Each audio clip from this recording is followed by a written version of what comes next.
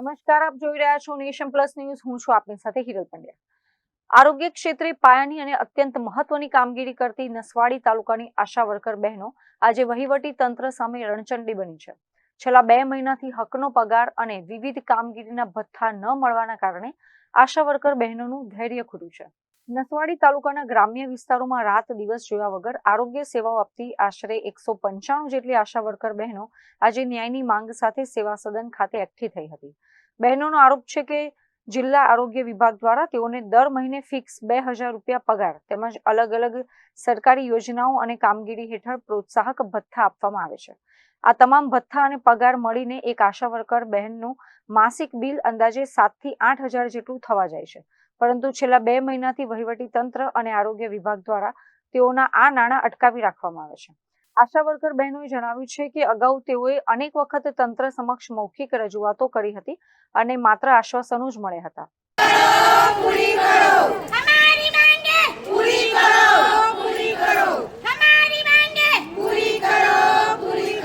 2 મહિનાનો પગાર બાકી છે, 9 થી 10 મહિનાનો CHO બેનના બાકી છે, ટીબીના પૈસા બાકી છે, લેપ્રેસીના પૈસા બાકી છે. ખરા તાપમાં કરેલું કામગીરી છે છતાં પણ પૈસા મારવા પાત્ર નથી અને સાથે ભાઈ લેવાનો હોય છે. એ ભાઈને પૈસા અમે જાતે ઘરના આપ્યા છે, હજુ એ ભાઈના પૈસા અમને પણ જમા થયા નથી.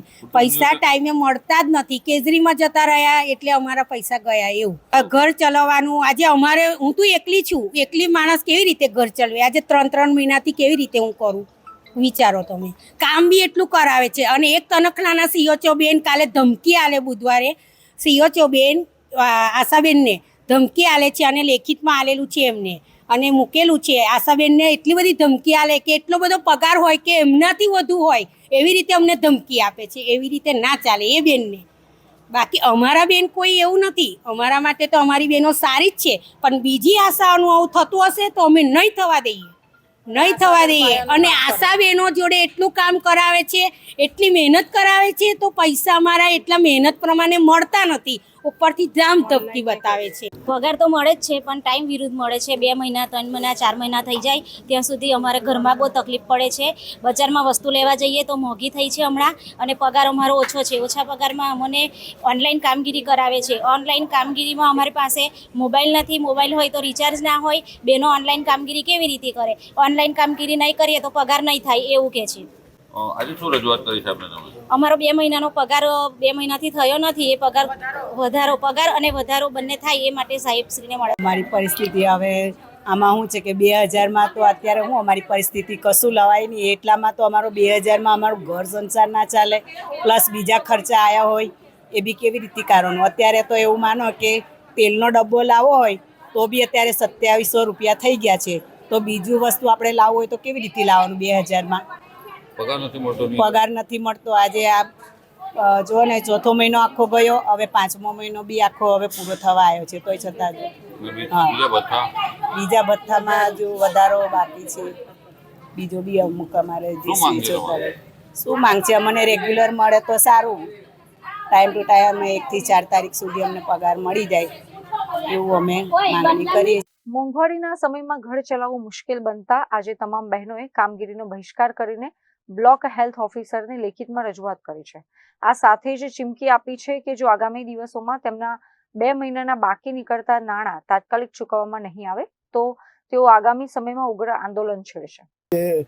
સિચ્યુએશન છે એ નવી પ્રોસેસ બદલાઈ છે. પહેલાં કેનેરા બેંકમાં પગાર ને આ તે બધા બિલો ખર્ચ પડતો હતો, પણ છેલ્લા 10મા મહિનાથી રૂટ બદલાયેલો છે અને ટ્રેઝરીના રૂટ મારફતે પેમેન્ટ કરવાનું થતું હોય.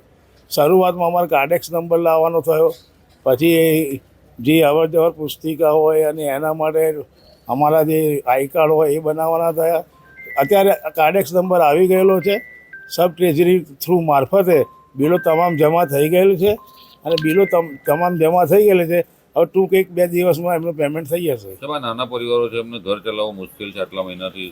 વાત સાચી છે, પણ જે રૂટ અને જે પ્રોસેસ છે એ પોલિસી મેકર છે. એ પોલિસી મેકર એના ડિસિઝન લેતા હોય છે. એમાં અમે લોકો સરપંચને વારંવાર કહીએ છીએ કે જો ટાઈમસર કાર્ડેક્સ નંબર ને બધું આવી જાય તો એમનું પેમેન્ટ થઈ જાય. અને કાર્ડેક્સ નંબર આવી ગયો છે. સબ ટ્રેઝરીમાં તમામ બિલો જમા થઈ ગયા છે. એમનું જે પણ કોઈ પણ બિલ બાકી અત્યારે હાલની તારીખમાં તાલુકા કક્ષાએ છે નહીં. તાલુકા નસવાડી ખાતેથી તમામ બિલો જિલ્લા કક્ષાએ બી સુપ્રત કરી દેવામાં આવેલા છે અને જે સબ ટ્રેઝરી મારફતે જે બિલો મોકલવાના છે એ સબ ટ્રેઝરીમાં 19 તારીખે જમા થઈ ગયેલ છે. કેટલા માસનો પગાર નથી થયો એમનો? 2 માસનો પગાર પેન્ડિંગ છે, પણ 2 માસનો પગારના બિલો તો અમે પહોંચાડી દીધેલા છે. પગાર અધિકારીનો પગાર દર મહિને થઈ જાય, નાના કર્મચારીનો પગાર નથી. એ આખી એમની પ્રોસેસ અલગ છે. પેમેન્ટની જે પ્રોસેસ છે ને એ અલગ છે. અલગ પ્રોસેસ હોવાને કારણે આ થયું છે, પણ હવે એપ્રિલ મહિનાથી રેગ્યુલરાઇઝ થઈ જશે. Rehan Patel, Nation Plus News, Chhotaudepur. સમાચારોના સતત અપડેટ મેળવવા માટે અમારી નેશન પ્લસ ન્યૂઝની યુટ્યુબ ચેનલને સબસ્ક્રાઇબ કરો, બેલ આઇકન દબાવો અને જોડાયેલા રહો ફેસબુક, ઇન્સ્ટાગ્રામ અને ટ્વિટર પર.